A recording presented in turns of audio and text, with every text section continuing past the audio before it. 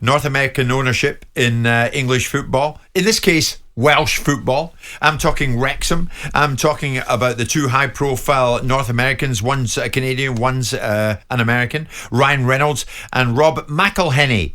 Yeah. They really are beginning to take Wrexham places. They're getting them in the headlines. They're taking them everywhere, it seems. In fact, they're taking Wrexham to San Diego, California, because there is going to be a high-profile match between Wrexham and Manchester United sometime soon. I'm not sure of the actual date, but sometime soon. It is in July. Wonder if it's July 16 on my birthday. If it is, I might go. But Wrexham against Manchester United in San Diego. And they announced this in a very tongue-in-cheek Zoom video with Sir Alex Ferguson. The two actors showed why they act so well. It was very amusing. You can find that on Wrexham's Twitter feed. But there we go. I think another demonstration, is it not, Simon, that North American owners, can they be a force for good in football? Yes, they can. At the level Wrexham are at, yes, they can. I think this is a unique situation because you will see American ownership predominantly in the top division. And maybe there's a few associated around by the very nature of teams getting relegated from the Premier League. But the predominant interest for any acquisition of football clubs is primarily the Premier League, and maybe if they see an opportunity close to it in a championship side. This is a unique situation with these two guys getting involved. It's great for Wrexham. If it gets them out of non-league football and gets them back into the professional pyramid, it's great. Yeah. You know, Wrexham is one of the oldest football clubs in this country. A lot of this is being driven by media play, but so what? If Wrexham are the beneficiaries of it and ultimately get themselves back into a situation where, you know, I remember Wrexham, I remember Palace playing Wrexham in the mid-70s at the Racehorse Ground, trying to get out of Division 3 as it was, and getting promoted after a two-headed game against Wrexham at the Racehorse Ground. Racecourse Ground, isn't it? Racecourse Ground. Yeah. And so with that in mind, you know, whilst I look at it and say, interesting to see how it goes when they go through the gears, when you get out of non-league football and you get into the professional game, and then you get out of League 2 possibly, and you get into League 1, and we see powerful clubs like Salford that have paid more money in non-league football than certain other professional football clubs could play for players, but can't find their way up the pyramid besides League 1 back down to League 2, League 1 back to League 2. But all of this is an interesting dynamic, and of course the weight of two very well-known actors, or certainly one superstar actor, can give you an opportunity to gain extra column inches. And football's, you know, we want to get the balance right between show business and sport. Yeah, true. But the fact of the matter is, sport is entertainment. It is part of the show business stable now. So I don't see anything wrong with it. I don't think it heralds a North American ownership model is great for everyone. But in this situation, it's unique, it's phenomenal, and Wrexham should be doing everything they can to maximise it. They'll be using their social media channels, and if you can get a reach because you've got a Hollywood superstar in Ryan Reynolds that can get Alex Ferguson to play a part in a skit, it's all great news. It's all great news, isn't it? Yeah. But not that long ago, we were told by some that North Americans could be a danger to the very fabric of English football. Well, we were told that in context, in terms of their idea, because you've had this conversation with the owner, with Bob Kraft, of the New England Revolution and the New England Patriots, where he talked about not wanting to get involved in English football because relegation is something he doesn't quite fancy. Yeah. Right? And that is a blueprint that the Americans look at. Their whole framework, first of all, the MLS, because I had a team that played in the second tier of it, their whole position is owners get together, how much money do we make, and then we can determine how much the teams make. So it's centred in a very different perspective initially. And one of the reasons why it's centred in that way is because you've got guaranteed revenue streams. You don't have relegation.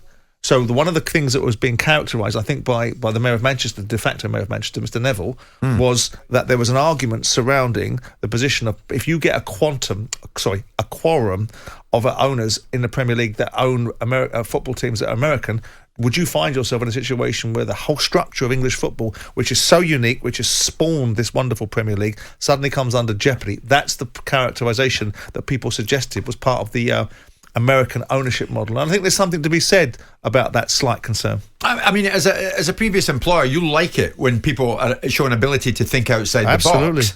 And innovation. we saw that quite recently when Todd Bowley came to these shores. And then there was talk of an all-star game. And, of course, the traditionalists here were like, what? You're only here 10 minutes. Don't be giving us your your American ideas. I mean, the all-star game is not something. The all-star game is not something that's new. It's been something that's been around for some time. And the guys that he was suggesting, he felt that it would be an opportunity to give a gift North versus to South. the championship. Yeah, but it's a bit fun. Yeah, and he was laughed out of court for it. I didn't think it was necessary to laugh at it, but there's an underlying narrative, and I've criticised it, about Todd Bowley coming in and as an American doesn't know what he's doing, and that's been the underlying narrative built up in certain sections of the media, suggesting that what his spending pattern, Graham Potter, his sacking of Thomas Tuchel, the management perspective around buying them out of players they've bought, all of this comes into this is a stupid American in plaid trousers that doesn't know what he's doing, coming in with too much money. Yeah. The bottom line is he knows precisely what he's doing. Whether he gets it right or not, it's a different discussion. But he knows what he's doing and the reasons why he's doing it, whether he can deliver an outcome. And of course, when you take something out of context, he said it not in this country. He said it in a conference in America when he was talking about ideas, spitballing ideas, and what section of the media went, hey, look at this idiot American. Oh, look what he's come up with. Right, okay, so great. So what have you come up with then to suggest how we can perhaps do different things and do things in a different way? Oh, nothing. You come up with nothing. Oh, great, fantastic. So I'm not suggesting I should be defending Todd Bowley. I just think that everything should be looked at in the rounds. Yeah. I mean, there's somebody on YouTube just saying there in the passing, I feel American ownership is a threat to tradition. Well, of course it is in certain ways. If it's allowed, it can be unsettling. As Hicks and Gillette were when they took over Liverpool. It can't be any more unsettling than nation-state money coming into football and deciding that the rules that apply to football doesn't apply to them. So it can't be more unsettling than that.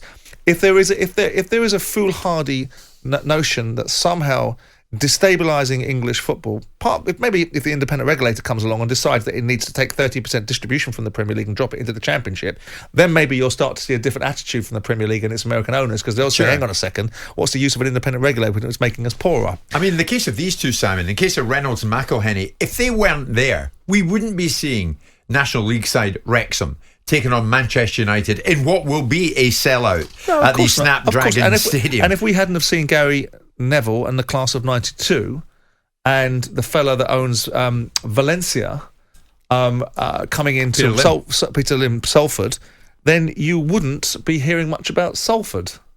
It's just the nature of the beast. So we need them, and we need their ideas. Well, Wrexham certainly do.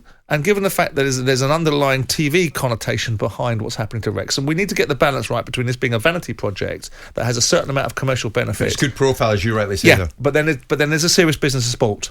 And a serious business of sport is for Wrexham to, in an ideal world, ascend through the ranks. Because, it's not great for Wrexham to be in non-league football, is it? You'd much prefer Wrexham to be in league football. They spent most of their time in league football.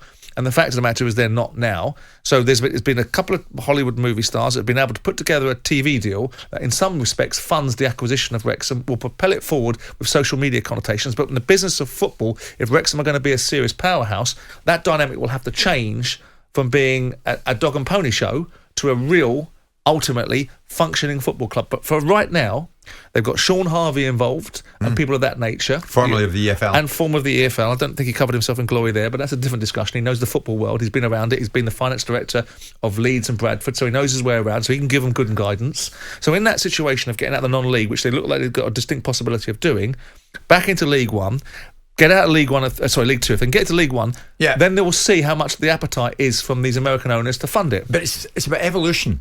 So to finish off with, this is about revolution, to be honest with you. Yeah. So, well, if it is, and I know this might touch a nerve, what's wrong with the concept of a couple of years from now, two mid-Premier League clubs, Aston Villa against Wolves in New York, on a Saturday in November? Because there's no reason for it, like we discussed the other day. What there is a reason for is a separate... What's the reason for this?